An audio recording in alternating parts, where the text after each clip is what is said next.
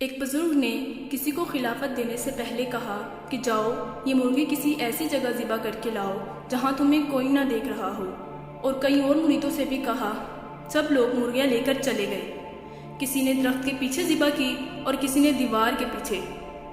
سب ذبح کر کے لے آئے، لیکن جن کو خلافت دینا تھی جب وہ واپس آئے تو رو رہے تھے۔ حضرت نے پوچھا، روتے کیوں ہو؟ آپ کے ہاتھ میں تو مرغی ویسے ہی ہے۔ تو وہ کہنے لگے، حضرت آپ نے حکم دیا تھا مگر میں اس پر عمل نہیں کر سکا۔ پوچھا، کیوں عمل نہیں کر سکے؟ تو وہ کہنے لگے، آپ نے حکم دیا تھا کسی ایسی جگہ ذبح کرو جہاں پر تمہیں کوئی نہ دیکھتا ہو، لیکن میں جہاں بھی گیا میرا رب مجھے دیکھتا تھا، اسی لیے میں اس کو ذبح نہیں کر سکا۔ تو حضرت فرمانے لگے، الحمدللہ، اسی مائیت کی کیفیت کو تو امتحان لینا تھا، اس کے بعد ان کو نسبت عطا فرما دے۔ ویڈیو پسند آئی تو لائک کریں اور ہماری یوٹیوب چینل کو بھی سبسکرائب کریں، ساتھ میں بیل آئیکن کو بھی دبا دیں تاکہ ہر آنے والی ویڈیو آپ تک بآسانی پہنچ سکے۔